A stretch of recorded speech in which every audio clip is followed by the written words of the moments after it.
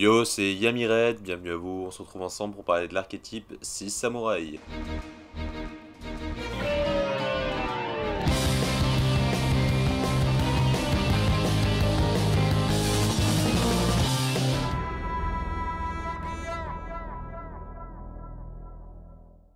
L'archétype 6 samouraïs rend clairement hommage au film de Kurosawa comme les 7 samouraïs ou Kagemusha l'ombre du guerrier. Il s'agit tout simplement de monstres de type guerrier venant d'un Japon féodal futuriste, représenté par ce logo-là, ayant pour but d'envahir massivement le terrain, aidé par l'archétype Chien. Il se divise en 3 générations bien distinctes, toutes ayant pour base 6 samouraïs d'attributs différents.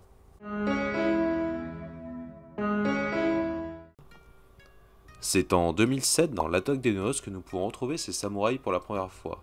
Chacun représente un samouraï ayant réellement existé dans l'ancien Japon.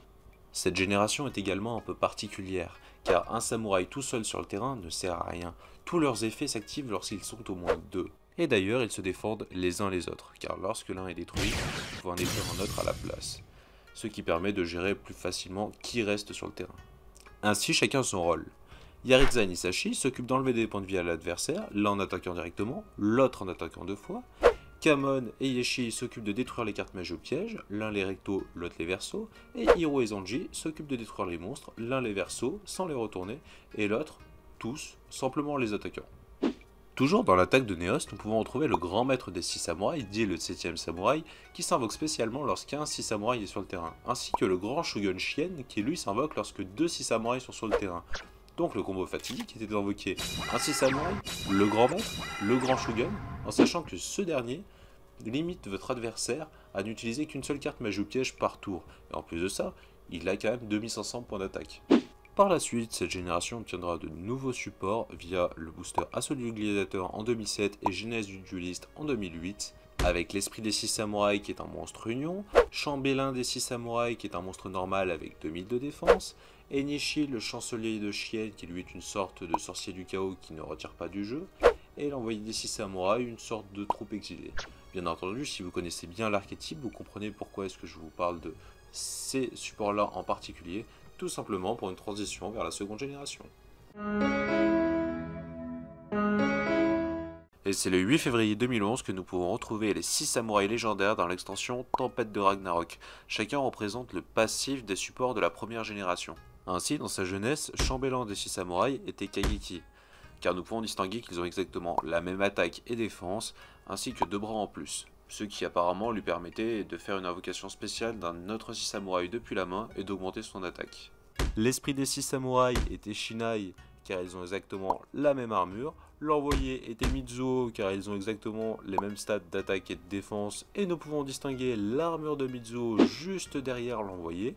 Leur effet est tous les deux basés sur le sacrifice et la destruction, mais Mizuo fonctionne de pair avec Shinai, qui tous les deux s'invoquent spécialement mutuellement, l'un sert à être sacrifié, l'autre sacrifie.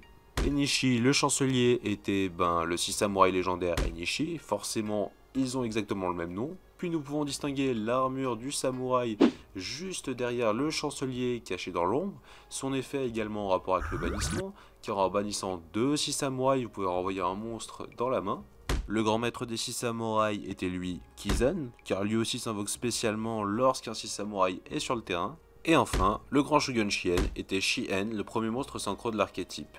Il a le même nom, la même attaque, et un effet en rapport avec les magies pièges de l'adversaire. Mais lui, au lieu de n'en autoriser qu'une seule par tour, il peut en annuler une par tour. Ce qui s'associe très bien avec le grand Shogun, et c'est pourquoi il a été limité par la banlist. Mais malheureusement, aucun des 6 n'est synthoniseur, ce qui complexifie un peu les choses pour l'invoquer. C'est pourquoi Kagemusha des 6 samouraïs arrive en renfort, car invoqué avec Kageki, il permet de totaliser 5 étoiles et d'invoquer rapidement le Shien légendaire.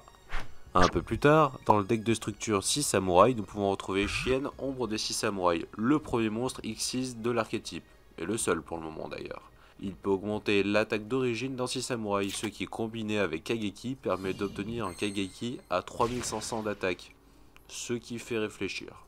Et cette génération a également eu son lot de cartes magie pièges qui permettaient d'aller chercher des 6 samouraïs, de les invoquer spécialement, de piocher, de les protéger de la destruction. Certaines de ces cartes étaient également tellement puissantes qu'elles ont été limitées. Par ailleurs, ce deck était donc devenu méta.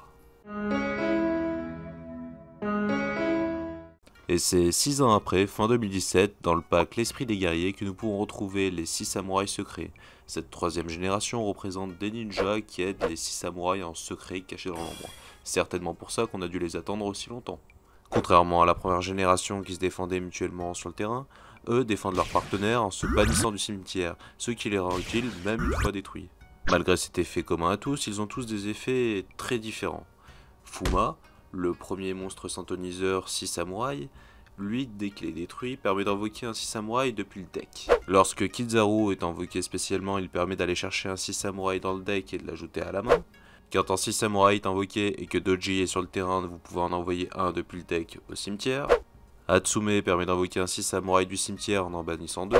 Genba, le second synthoniseur, est invoqué normalement.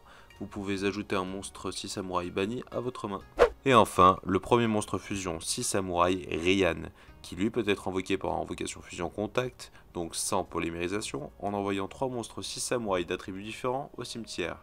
Une fois sur le terrain, vous pouvez bannir une carte de votre main ou sur le terrain, donc lui-même, pour bannir une carte sur le terrain de l'adversaire, n'importe laquelle, recto ou verso.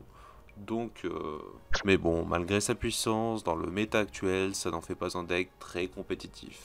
Toujours dans la même extension, nous pouvons retrouver les 6 Shinobi, une carte piège qui permet de simplement sauter le tour de votre adversaire si vous possédez 6 monstres 6 samouraïs d'attributs différents sur le terrain.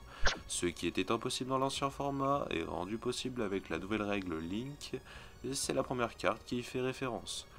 Mais malheureusement, avant d'y arriver, il y aura un petit peu de boulot. Suite à ça, dans le magazine Jump, Konami nous sort un monstre encore inédit en France à l'heure actuelle, Ombre légendaire des 6 samouraïs. Son effet n'est pas très attrayant, il n'est donc pas très utile, mais nous pouvons constater que Konami n'en a pas encore fini avec cet archétype, et nous pouvons espérer donc des monstres Link 6 samouraïs par exemple. Hein, s'il vous plaît Konami, entendez-moi. Et dans cette dernière partie, nous parlerons de l'adaptation de l'archétype dans l'anime ou le manga. Mais malheureusement, comme vous vous en doutez, nous n'avons jamais eu le plaisir de voir un dueliste jouer cet archétype dans l'anime ou le manga. Il y a bien sûr eu quelques clins d'œil, notamment dans l'épisode 81 de Sexal ou l'épisode 3 de Arc 5, mais ça s'arrêtait à l'apparition de la carte de Yaritza. En attendant, il ne nous reste plus qu'à espérer que Konami nous sorte un dueliste qui joue brillamment le deck 6 samouraï. Mais bon, je pense qu'on va attendre. Merci à vous d'avoir suivi cette vidéo jusqu'à la fin. Si vous pouvez vous abonner, ce serait sympa. Et laisser des commentaires car c'est ma première vidéo et j'aimerais bien savoir ce que vous en avez pensé. Allez, ciao!